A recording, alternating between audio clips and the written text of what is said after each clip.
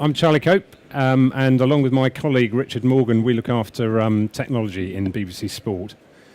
This morning, a slightly misleading title. What I was intending to do is take you through the journey that BBC Sport have been through over the last 18 months or so.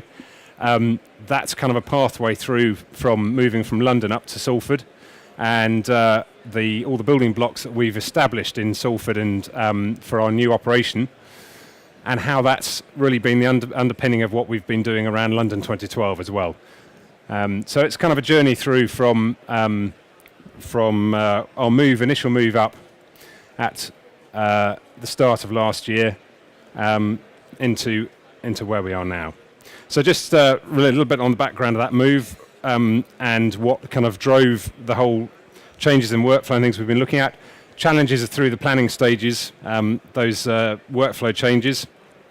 And then moving into London 2012, just a look at how we went about some of the delivery of that and where that's kind of leading us to in the future. I'll be very honest, this is quite high level, so obviously there isn't time really to get into a lot of the nitty-gritty. Very happy to take questions later on if you've got any more detail you want to know. But that's where we are. Also, a few challenges with the presentation this morning, so I apologise if I'm switching a little bit between some applications as we go. Please bear with me. So just reflecting on where we are, this time last year I was actually asked if I'd come and talk about how our move was going to Salford. And I declined because we were actually right in the middle of the migration that we were doing then. At that stage we were just moving Match of the Day into Doc 10 as it is now. We'd just gone live with that. We were in the middle of doing all our user testing around the Salford operation, and we were about to embark on another 4 months of very intensive migration of all the rest of sport into Salford. And for those that have maybe seen and enjoyed a little bit of this coverage, I just thought I'd play a little taster of what we were going through at the time. I just got you this. Oh, really? Oh, Daniel, well, that's really, you didn't need to. It's a chill-out kit. Right, is it? Yes. There, smell that. Oh, yes. And if you massage it into your temples, believe me, it's like suddenly nothing else matters anymore. Oh, well, really, that's... David always says it's like mainlining Buddhism in one hit. Well, that's really marvellous, thank you. Now, but in the meantime, in terms of stuff that does matter... Right, here we go, yes. So, women's football... Oh, God, right. I know. With the ticketing... I mean, honestly, whose bloody idea was it to open the whole Olympic Games with women's football? I know. In Cardiff? Yes, well, I guess ours, presumably. Well, yes, I know, but still. So anyway, with the ticketing... Yes, sorry, of course, yes. Apparently, we've still got about 40,000 tickets left to shift. Really? Well, maybe that's not so bad, then. For the opening game. Oh, right, yes, of course. Yes. Right, yes. Not sure quite how to say this. Well, just say it. OK, you know Nina, Seb's PA? Yes, I know Nina, yes. Right, well, she's had basically like a breakdown. Right, yes, obviously. No, but this time it's like she's let go in quite a big way, I think. Oh, right, oh dear. Yes, so obviously that's like, it's bad news for Nina, and bad news for Seb, but it's good news for, good news for me, actually. Right. Oh, right. I got a call late last night. Could I come in early this morning and see you? Oh, well, Daniel, congratulations. That's great. I mean, I only took the job on the condition that I could come here and tell you personally, and if I could make my first job for them, finding another PA for you ASAP. Yes, well. Which they were totally cool about, by the way. OK, so 24 days to go, head of deliverance. I'm in hospital, I've been shot. My solicitors are wondering whether they should send my divorce papers, and now I haven't got a PA. Oh, well... But I suppose the positive thing is, at least I have got a chill-out kit. You so have. So that was a little bit of the feeling that was going on this time last year. There was a hell of a lot going on, and 2012 was looming fast. We were 2.5 years into the planning of that. And as I say, a lot of what we did around Salford was actually based on how we would also going to be kind of looking to deliver 2012. What the vision we had when we first moved up to North was about making those big events bigger. It's a very key part of what sport was about in the future, and marking those global events, as well as delivering sport content, you know, where and when people want it, and that's very much what Salford was driving towards. So just to give you a little bit of a background, sport at the BBC is kind of established over a very long period of time. Right back 1927, first TV in 1937, and what this has meant for us is that within Television Centre we ended up with very siloed elements of production, particularly around some of the later platforms that we were working with, around the Red Button, the iPlayer and what have you. It meant we had very siloed workflows going on within Television Centre, and the move towards North really gave us the opportunity to undo that. So in terms of production systems, we basically had 5 very siloed systems. They all had their own ingest systems, they all had their own editing capabilities, and they all had their own comms and ISDNs. This meant that we weren't collaborating at all. There was there was very little sharing of content going on between all the different areas. And that was one of the key things we knew we had to unlock if we were ever going to make multi-platform work for us around the future. Just one little side here. I don't know if anybody really knows the true reason that Television Centre, we left Television Centre. There was really a very major underlying reason, and this is what it's all about. Video tape recording department was in the basement. One day the Queen was coming to something at Television Centre. She was coming up Wood Lane in her limousine, and they said, "Quick, turn on the fountain, it's going to look smashing." So they turned on the fountain, and it was lovely. So the Queen came in and said, "Oh, lovely fountain," and went through the door. And then they said, "Turn it off, quick!" And then the entire VT was flooded, I believe. So there you go, the inside story on why we moved out of Television Centre in reality. So what did it give us? It gave us opportunities really to, as I say, break down some of those traditional barriers and silos, rationalise our systems. Obviously cost savings is a key piece that we've been tasked with providing, as well as unlocking those production opportunities for multi-platform through the flexible technology that we've been trying to implement. The challenges have been significant. Moving sport 200 miles up the road, as with every other department that's moved from London up to North, and that's been very key in the fact that the people aspect of that migration has always been the overriding priority, and that's had a very big influence on how we have to approach the project. There's quite a big culture change in terms of the new ways of working and technology. The move towards fully HD provisioning and file-based operations. Working with our new partners up here in North, ensuring obviously that we keep the continuity of business all the way through the process, and of course the fact, as I've mentioned, that we were only about 6 months out from London 2012, where we knew Salford would play a very important part. So change management was absolutely crucial in this. Our production staff was changing. 50% of our existing staff moved up here, and we had to backfill a large number of the rest. Similarly, with our operational staff, we've had a complete change of operational staff provider.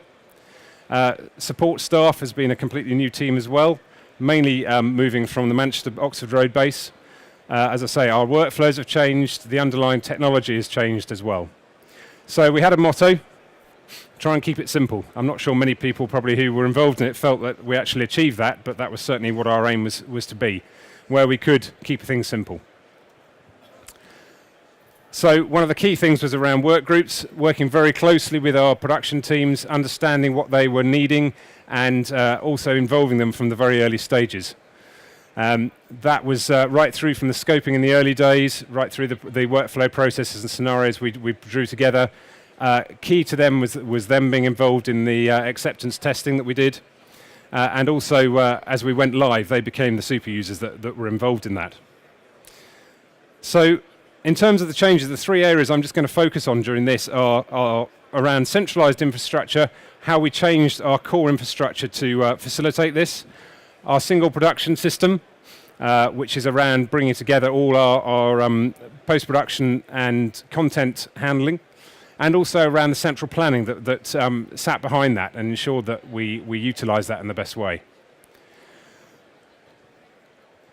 So, centralised infrastructure, common formats. We were working on a theme basically of within Salford, everything was being maintained as a single entity. All the content that was coming in was being standardised on the margins, so that everything internally was the same audio channel structures, was of the same formats, was all being handled in the same way. That was absolutely critical for our fast turnaround workflows to ensure that we had smooth operations.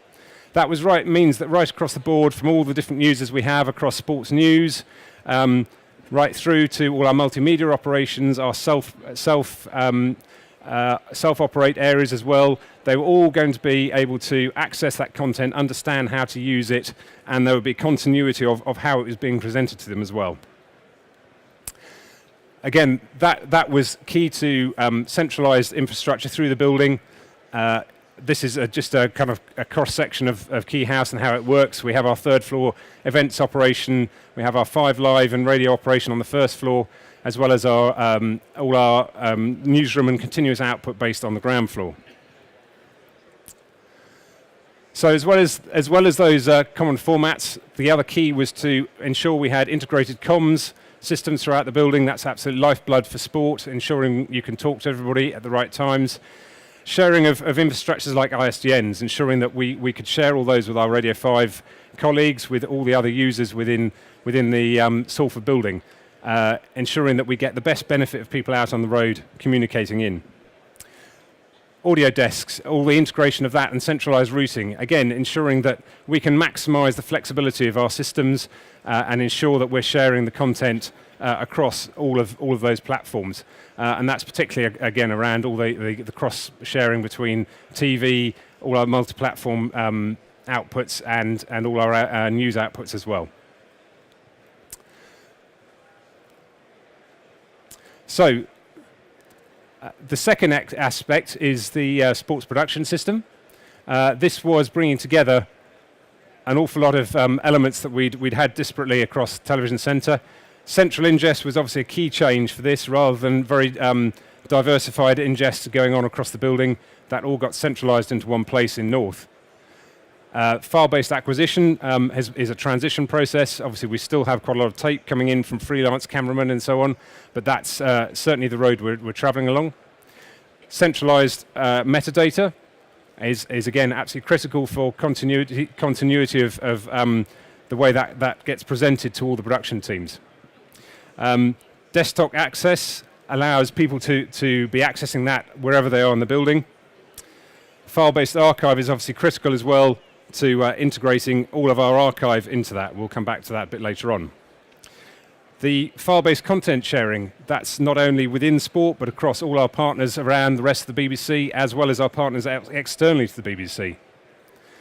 And not least of which is central content management, ensuring we've got central policies about how that content is held, retained, or managed off the system. So what that actually looks like in practice is all those elements from Television Centre got brought together and incorporated into a single system around video systems. We kept the main radio system as it was, integrated with the rest of audio and music. But as you can see, that's changed completely the environment in which we're now working. Out of that, we have basically a fast turnaround element at the top, the EVS element we have there. We have a work in progress, a very big bucket in the middle that collects all that content and hands off to the archive storage at the back end. And off the work in progress, we have the interfaces out to all our partners, both internally and externally on the left-hand side, and obviously our edit systems that are working off onto the right-hand side. So some of the key areas that we had to focus on in order to make this happen, and where the key changes came about, was particularly around metadata and content management. The roles that we had to introduce into North were very, very different. Suddenly librarians were becoming very technical media managers, and we've had to migrate all of their job descriptions to actually accommodate that. So having a single interfaces to control that media is important. As I say, dedicated media managers across ingest and outgest, as well as a centralized logging resource, which means that we can actually log our content once, share it between all our users across the whole of sport, as well as in the future across all of the BBC as well. That metadata gets shared through our interfaces. Obviously, metadata is absolutely critical now. Unless you know and tag that properly with the content, you will never find that content again. Our file-based archive has been a challenge in itself. We have over 150,000 tapes in our archive held in London. Obviously, we didn't feel that we were in a position to bring that up to North. But what we did do was prioritise 20,000 hours of that content and pre-digitise that so it was available in a file-based format. That's a complex and difficult project in itself, as we discovered. The remainder is staying on tape and basically gets requested on an as-required basis. And obviously, as new content is generated, so we make sure we have correct retention policies for that to ensure we don't get caught out in the future. The bell curve at the bottom is really just kind of is just a description of where we are. Obviously, content in the initial period is very high demand, and then as time carries on, that tails off. So more and more as you go on in the tapeless environment, so the access you have to that file-based content is self-fulfilling as time progresses. The biggest issue we've really had is around tapes under the desk syndrome. It's that thing where people physically want to get hold of their content, particularly around rushes. They love the feeling of having that tape under the desk to put your feet on. And that's migrating to people keeping hard disks under their desk to put their feet on. It's partly to do with how the whole file-based architecture has been introduced. It has been a very challenging area of our migration, and there is a level of security that does come from that. And again, it's one of these areas where you're having to bring along the production teams with you as you migrate that technology. Just providing the technology isn't good enough in itself. So what are our benefits out of this? Well, we're by doing centralized ingest, we're reducing the resource and also standardizing a lot of what goes into the file-based archive and environment as well. We've improved the efficiency of our turnaround workflows, and the whole system is based on open file access. So while a stream is still being recorded, we're able to access that, edit it, and start playing out before the file has actually been closed. Allows transparent media exchange throughout the workflow, and also allows us to scale our infrastructure for events such as London 2012, where we had to increase both for that and for the Euros, in fact, our functionality within North. High priority archive available in the file-based domain. That's obviously been vital to ensuring our workflows have been kept running through this migration. And of course, there are some quite significant savings, especially when you look at all the OB's environment and things like that, in terms of tape stock and VTRs. It doesn't come without its challenges, as I've already expressed. There are areas where resilience of that tape is still very hard to match. Particularly in the OB environment, again, people love to come away with a physical bit of tape from an OB, and it's those environments where file-based working is still a challenge to get that speed of workflow up and resilient. Changing people's habits all the way through that, right the way from the acquisition process, as we've already talked about, right through to the archive process and how you access that content. Access and rights is a very, very complicated one for us in sport. Obviously, we live and breathe by the rights we have, and errors in terms of how those rights are managed can be the make or break of whether you actually renew those rights contracts. So a very key factor for us. And probably one of the biggest ones for us in terms of the challenges is how you incorporate that into corporate networks. More and more we're trying to bring broadcast into the IT domain, but there's still, in my mind, quite a big gap between IT in the business environment and IT in the broadcast environment. And those are still two fairly immovable objects which we battle very hard to bring together. So the final piece on the workflow changes is around central planning. It's all very well putting the technology in, throwing that at people. If you haven't actually got the planning that actually allows the workflows to utilize that technology in the right ways, you're on a non-starter. And the process and the people are key to this. We've been learning all the time. We're still learning a huge amount about this and about how we do it. And it is by far the most complicated piece to get right. The technology, within reason, you buy your bits and you stick them in. The people bit is much, much more complicated to get people to buy into that process and to get the system running efficiently.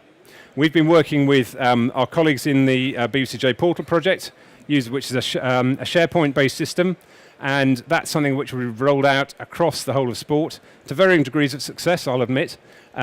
Particularly in the news area, it's been very successful and has been helping us to plan all the way through from the editorial right through to technical planning. So that's right through from the editorial journalism planning, right through resources, camera teams out on the road, to lines, circuits, bookings, and all that side of things as well.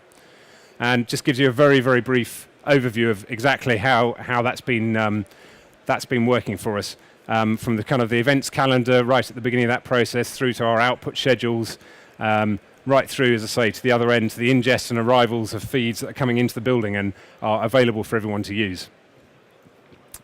So reflections on that migration.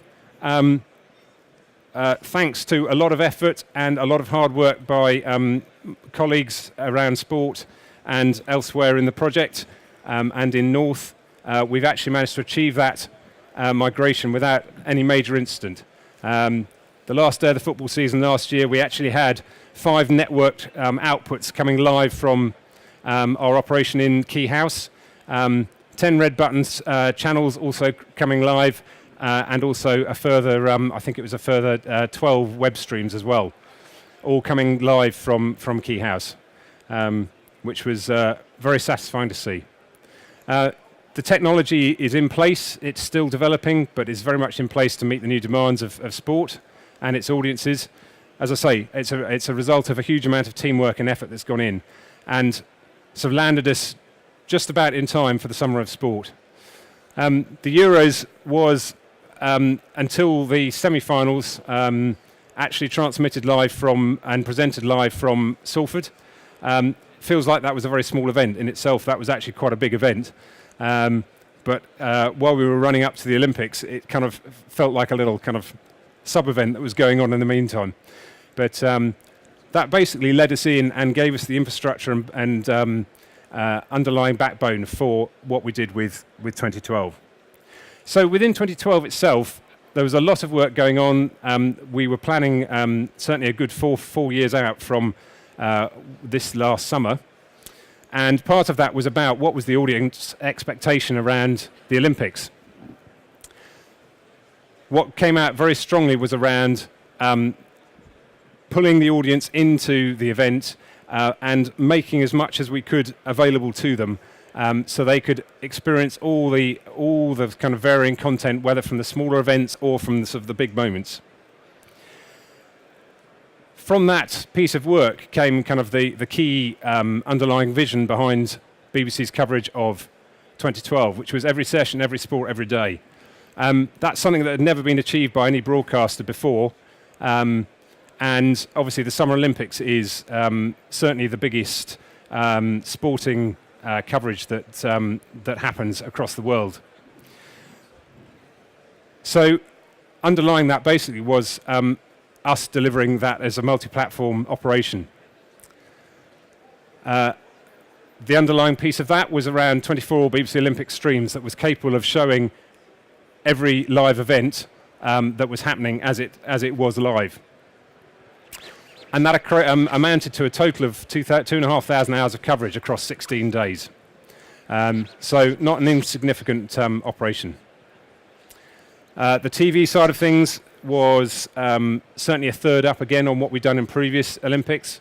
As it says there, between 6 in the morning and 1 the following morning every day, we had output going on across our TV networks. Just going to pay you a little bit of a review piece that we did across what those outputs actually look like. This summer, the greatest show on earth arrived in London. To every athlete waiting, ready, prepared to take part in these games, welcome to London. But to bring the greatest show to the whole of Great Britain, we knew we needed one of the greatest broadcasting ideas of all time. Okay, no problem, we're standing by now. We decided to show every session of every sport, every day. We've got 14 hours a day here on BBC Three, 16 hours over on BBC One. And to make it available on television, radio, computers, mobile, tablets, and the latest connected TVs. We did it so the entire nation would never have to miss a moment. They punched the air! Great Britain have Olympic London 2012 was an incredible sporting spectacle and one that Britain couldn't resist. More than 90% of the population tuned in to watch the games on TV, and that's just the start.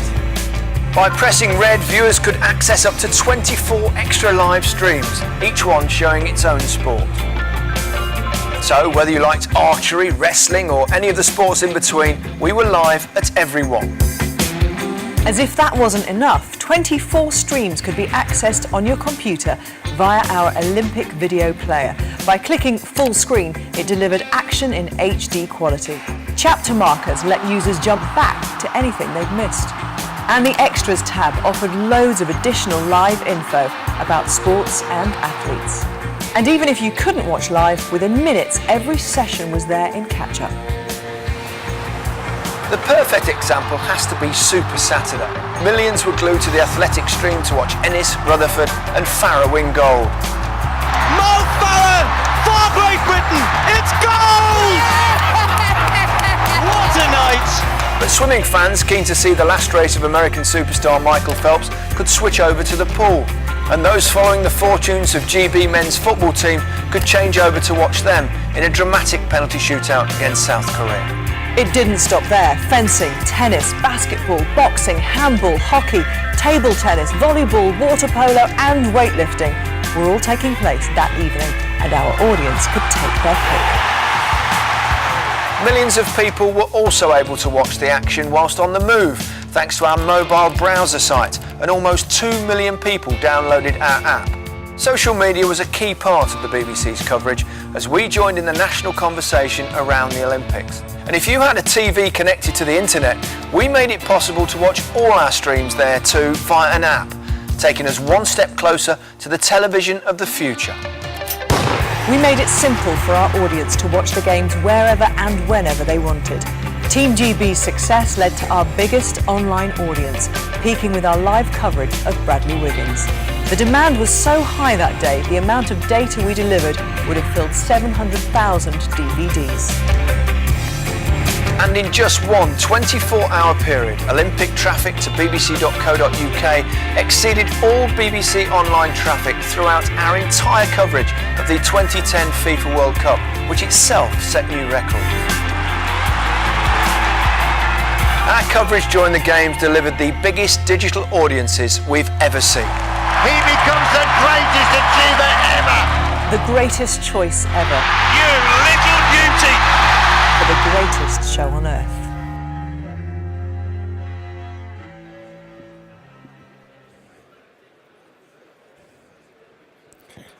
So, it just gives you a little flavour of the volume that was involved.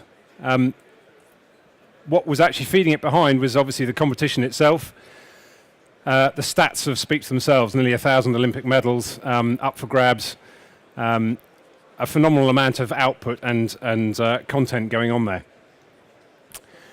The OBS coverage. The OBS is the host broadcaster who provides all the main multilateral feeds. Again, some stats around kind of the levels of kit and output that they were generating. It's an event where no single broadcaster could ever cover it all. It's far too big, and it sort of absorbs a vast majority of the technology available, certainly in the hire market across the world for these events. A couple of things I'll come on to a little bit later on, which were quite interesting elements, 3D and the super high vision, which were kind of new areas of experimentation really across the Olympics. OBS coverage, as I say, no single broadcaster can do that, and this just shows kind of a very overview of the breakdown of all the different international broadcasters that were helping to deliver the host coverage. You can see down the bottom left there, BBC covering boxing, all the rowing, tennis and the football venues as well, on behalf of the host broadcaster. In addition to that, across all the venues, obviously around London, but across the whole of the UK, we had a BBC infrastructure that sat on top of that. This is all our unilateral feeds at the BBC. We provisioned for the BBC across all the different venues, right across the country from, as I say, the football venues, Weymouth down there, the sailing, Excel arenas, up to Greenwich, across the Olympic Park, and also across the whole of central London. That all came back to the kind of the hub from the broadcast perspective in the Olympic Park. So this is just an aerial of the Olympic Park. You can see the stadium in the back there. The IBC in the foreground there was really the hub of all the world's broadcasters, and where we based part of our operation that complemented what we were doing in North. It's a build from total floor upwards, and was a seven-week build to provide the infrastructure we needed on site there. Just to give you a little bit of an understanding of that, so these are the main kind of hubs of the operation that we had: IBC in Olympic Park, Key House up here in North, and Lund Point, which is a tower block close to just outside the Olympic Park. All those feeds coming in host BBC feeds and BBC crews, capturing all the content. And our network provision was provided by the galleries in the Olympic Park, along with the studios and the post-production operations. Additionally, News had their operations with Nations and Regions there, straddling between IBC and the Lund Point Tower, where their studios were also located. That provisioned all the output to our networks side of things. Additionally, radio were also in the IBC, providing content, which was the main driver behind all the five live output. Multi-platform desk, again, this theme that we were talking about earlier on about how you actually manage the process behind this. That was, again, a new thing for us at this operation and was absolutely critical to managing our resources across all of our capturing of content. All our crews are managed through a multi-platform desk that covered all our multimedia teams, covered all our news, nations and regions teams, and all our TV teams, to ensure we were getting the optimum out of all of them and not duplicating on effort. So the Olympic Park itself, many of you may have visited it, BBC studio sitting in the middle of it. Maybe not the prettiest of operations, but I think we were very pleased certainly with the coverage we got from it. Both the BBC One and the BBC Three studio, and again, was pivotal to anchoring all that content, as well as the other on-site venues, effectively all about taking the audience to the event. The operations, as I say, in the IBC was really the hub. A few kind of areas there you can see: gallery, sat farm, the post-production areas, and the multimedia desk there. In Salford, there was no lesson operation. We were going 100% up here as well. And how that fitted into the jigsaw puzzle was around sports news, which was operating as a gallery from up here in North, from its existing gallery, but working remotely with the studios in Lund Point and down in the Olympic Park. And similarly with breakfast, working remotely with the studio in the Olympic Park. Radio also had some output going on from Key House, as well as all our post-production systems, which are our business as usual post-production systems. The post-production system in the IBC was built on very similar lines and workflow policies to what we'd already landed in Salford. And the integration of those two was also a very key part of sharing content across the site.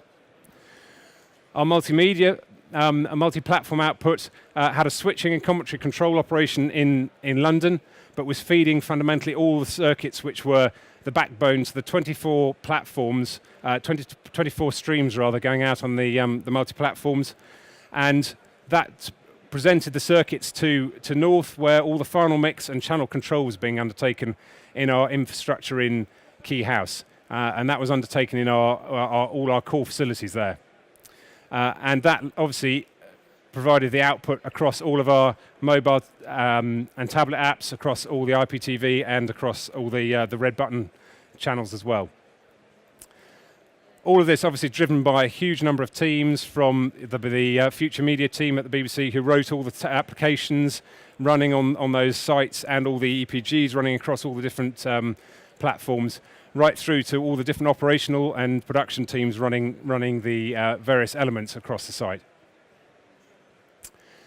So, just to recap on that, 24 SD and HD live streams. For us, a phenomenal take-up. Certainly hit targets that we'd never even dreamed of reaching across all of the platforms. An amazing online web interface that I expect quite a few of you experienced, produced by our in-house online teams. Again, reaching record numbers of people, 111 million requests across the Olympics for video content. 57 million global browsers. Again, just numbers we'd never even dreamed of. And similarly, mobile, the take-up of things like video content on mobile has been equally phenomenal. Another aspect was the big screens. This again was all about keeping the audience very much involved in the event, and we were sharing that content across all the sites with our big screen partners as well. 3D was provided by the host broadcaster. We took only a small amount of it, the main reason for that being that actually if we were showing 3D, we were removing content from our HD content from our HD channels. So we tended to work with a 3D highlights program that went out late in the evening. Interesting to see how the 3D develops. My personal view is I think it's probably got a limited life in terms of ongoing on the major events, but I may be proved wrong. What was equally interesting was around the HD operations and the ultra-high definition that was being piloted at the Olympics. Super high vision, you can see where an HD image sits within that. This was a project that was being done with NHK and BBC R&D, as well as being hosted by OBS. Mainly an NHK development, but was an extraordinary piece of work actually, providing international connectivity as well as connectivity within the UK, and there were 4 sites where you could actually go and see that. If anyone had an opportunity to see it, it was absolutely stunning. Obviously a bit of a way to go before that becomes widely available, but certainly gave you a glimpse of what the future might hold. So what is that digital legacy? Where does it leave us? Well, I think without doubt we've changed the concept in the audience's mind about where choice and personalisation comes from on major events like this. Video on demand is obviously absolutely at the heart of that. The abilities for the audience to go back and access that content whenever and wherever they want to. The take-up of tablet and mobile through the app that we launched again was phenomenal, and saw kind of the number of users growing to a point where we'd never experienced before, and again has given us a very clear steer on how audiences will be looking to access that content in the future. Formats for the future, well, I've just hinted towards that. Obviously 3D and ultra-high def are definitely areas of interest. Things like 4K are certainly very much growing in the sport domain. And for us, the legacy comes out of it is basically a Salford that we feel is fit and growing for future events, is the underpinning for us in BBC Sport of how we deliver these events in the future. The challenges, well, that's very much around providing that same choice in the future. Obviously, London Olympics was a one-off in terms of both access to the content locally, in terms of funding, and what we have to do is be able to provide that experience to our audiences in the future across an international domain for less money. That's quite a challenge. Things like IP transport streams, remote working options, things like that are all areas that we are starting work on at the moment to explore how we can keep that legacy going. But I think overall, what we feel as BBC Sport is that we came out of it with a nation that was very much united behind the games. The opening and closing ceremony absolutely hit the peaks of our main TV coverage. The reach gives you a little bit of a comparison there. We hit 75% with Beijing. We actually hit a TV reach of 91%. Again, totally unheard of in the history of the BBC for that kind of coverage. And the audience appreciation that came back from it, again, was something that was probably almost the most gratifying to see. Either met or exceeded their expectations, 96%, again, unheard of for us. And basically the way we delivered it obviously hit the mark and gives us, as I say, a very clear steer on where we are going in the future. So just on that point, obviously the audience and taking them on that journey was very much a key behind our editorial aspect of what we were doing. And I just thought I'd close on a little reflection on what the event brought for us.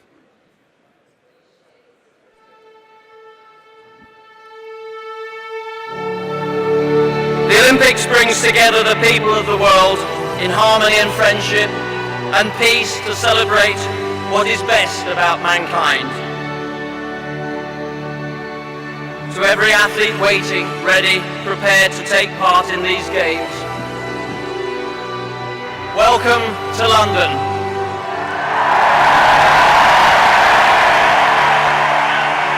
There is a truth to sport, a purity, a drama, an intensity, a spirit that makes it irresistible to take part in and irresistible to watch. What we are seeing right now is that dreams do come true. London 2012 will inspire a generation. In every Olympic sport, there is all that matters in life.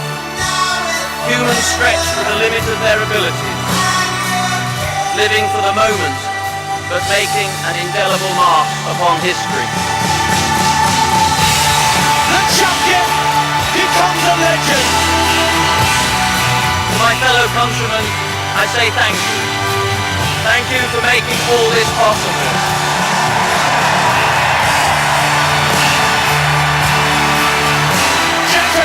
Is the Olympic champion, best all-round athlete in the world. I have never been so proud to be British and to be a part of the Olympic movement. This is our time.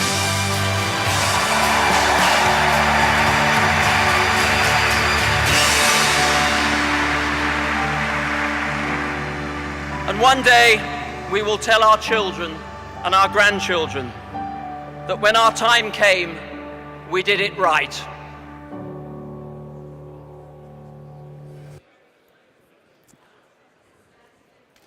Okay, thank you very much.